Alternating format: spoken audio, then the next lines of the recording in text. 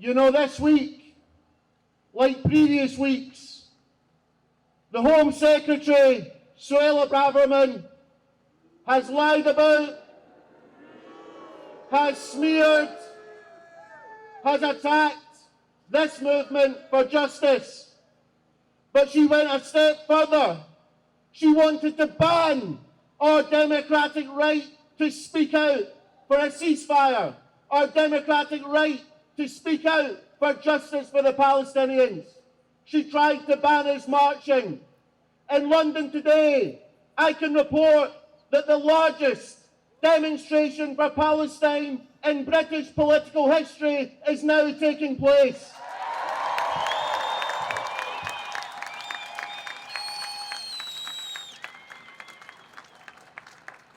And something else happened today at the Cenotaph,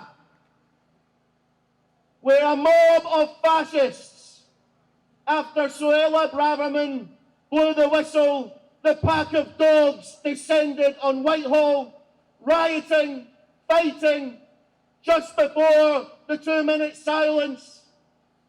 All we can say is that those who fought the fascists in the Second World War would be turning in their graves.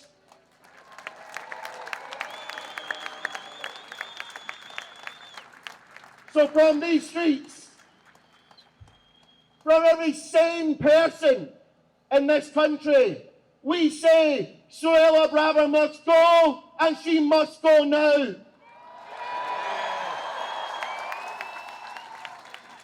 And Rishi Sunak, the weakest Prime Minister that this country has ever had, must follow her too. Sunak must go. But the truth of the matter is, we're not going to stop at Braverman.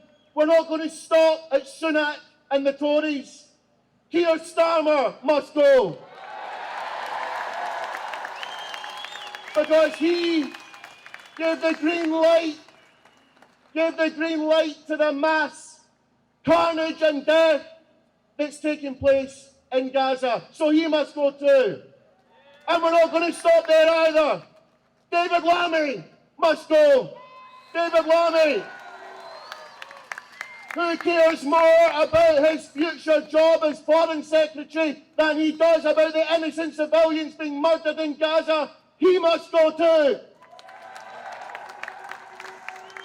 And where must these people go? Not just out of office, but into The Hague to be tried for war crimes. And this movement will not stop until we have justice and until all of these people are tried for war crimes. A word now for Joe Biden, who's come to be known as Genocide Joe. Do you remember a couple of weeks ago, he started to deny the number of dead people in Gaza? He denied the numbers. And yet this week, a senior official in Washington says the numbers are probably far higher than those that are being reported. All of them have blood on their hands. All of them are on the wrong side of history. All of us, we are on the right side of history. And just as they will be remembered for their crimes, we will be remembered for our stand that we make on behalf of the people of Palestine. Yes. I want to make just a last couple of brief points. You don't have to agree with everything that Humza Yousaf says about politics, but he called for a ceasefire and he called for it early. You don't have to agree with everything that Humza Yousaf says to say that the Islamophobia that has been thrown at him has to be stood against.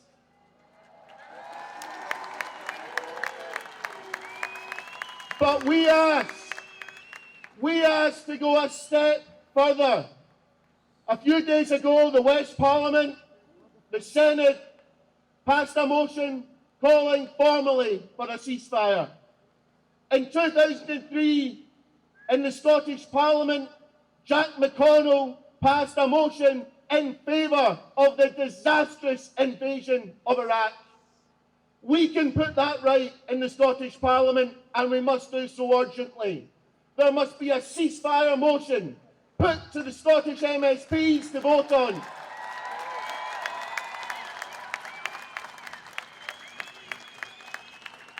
Because if we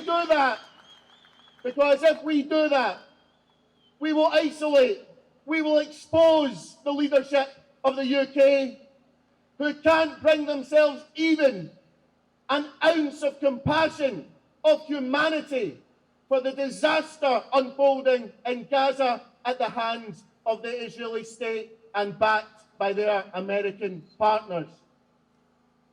My last comment today is that no one's speech matters more, is more powerful than Jiwad's, who spoke here. It takes courage, it takes guts to do that. And if she can do it, we can do it. If she can do it, then no politician should shirk their responsibilities. If she can do it, all those columnists in the Scottish press who have remained silent, they can do it too. We have a movement here. We have a movement with the government on the back foot, but we have to keep pushing. We need this ceasefire. We need justice for the Palestinians. We need an end to war, a war that has been never-ending, from Iraq, Afghanistan, Libya. It goes on and on. And that's why we have a special responsibility in this country to end the so-called special relationship with the United States of America.